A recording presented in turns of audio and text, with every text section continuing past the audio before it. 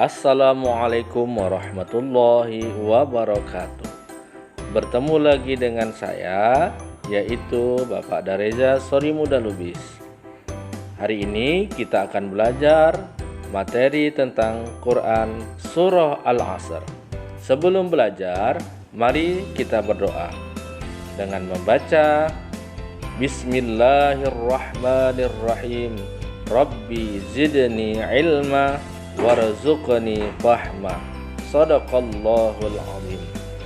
Hari ini kita belajar pasti mempunyai tujuan. Tujuan belajar kita pertama, anak-anak mampu membaca surah Al-Asr dengan baik dan benar, mampu menghafal surah Al-Asr dengan baik dan benar, mampu mengartikan surah Al-Asr dengan benar, dan mengetahui nilai-nilai yang terkandung di dalam surah Al-Asr. Oke, selanjutnya surah Al-Asr merupakan urutan surah yang ke-103 dari urutan Al-Quran. Turunnya di kota Mekah dan terdiri dari 3 ayat. Surah ini dikatakan surah Makkiyah karena turunnya sebelum Nabi hijrah ke kota Madinah. Nah, ternyata surah Al-Asr ini diambil dari kata Al-Asr dari ayat pertama yang berarti waktu atau masa. Nah, di sini Bapak akan memberikan contoh bagaimana cara membaca Quran surah Al-Asr. A'udzu billahi minasyaitonir rajim. Bismillahirrahmanirrahim. Wal 'asr.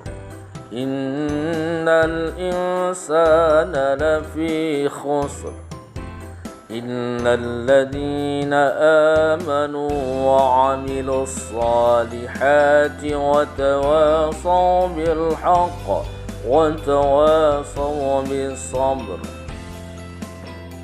Nah, tadi kita sudah mendengar tentang surah Al-Asr. Mudah-mudahan anak-anak bisa menghafalnya dengan baik dan benar.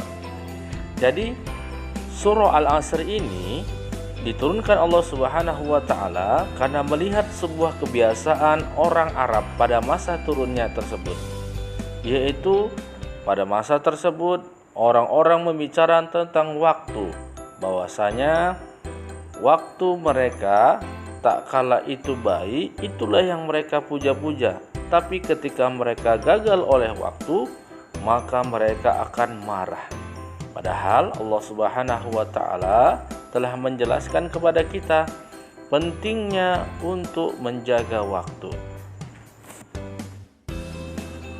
Nah, di sini selanjutnya Bapak akan menjelaskan mufradat dari surah Al-Asr. Kita jabarkannya satu-satu anak-anak.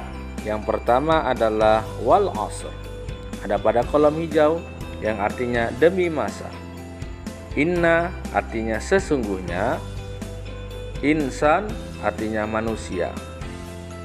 Pada kolom yang berwarna ungu, kata lafi artinya benar-benar dalam. Khusr artinya kerugian, illa artinya kecuali.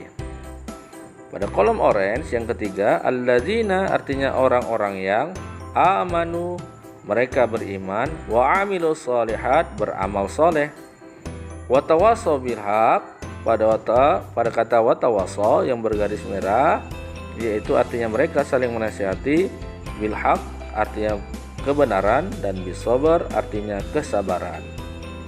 Mudah-mudahan kita mampu memahami dari mufradatnya masing-masing. Mudah-mudahan anak bisa ya. Selanjutnya, Bapak akan menjelaskan tentang kandungan surah Al-Asr. Nah, agama Islam sendiri menganjurkan kita sebagai manusia untuk memanfaatkan waktu, agar kita tidak dikatakan Allah Subhanahu wa taala sebagai orang yang merugi. Nah, siapa sih yang dikatakan Allah orang yang merugi?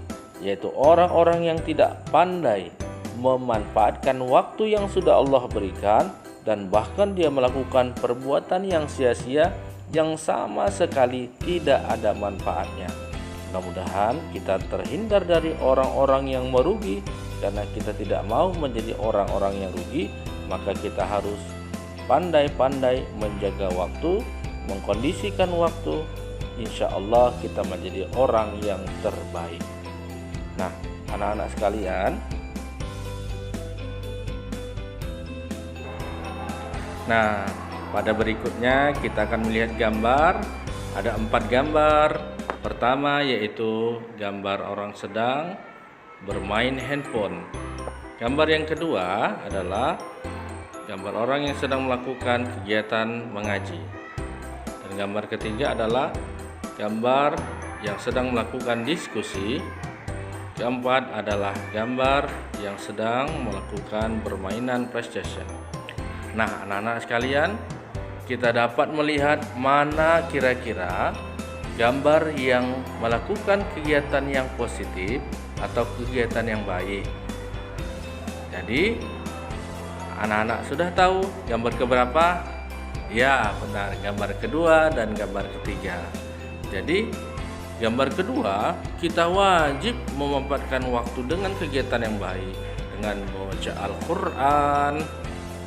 Dan gambar yang ketiga, memanfaatkan waktu dengan diskusi kelompok ya.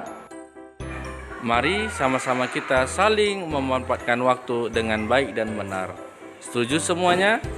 Nah, yang terakhir kita akan lihat tentang kandungan surah Al-Asr.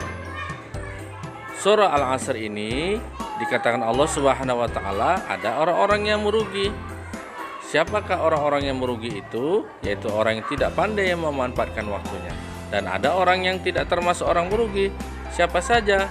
Yaitu orang beriman, beramal soleh, menasihati dalam kebaikan dan kesabaran.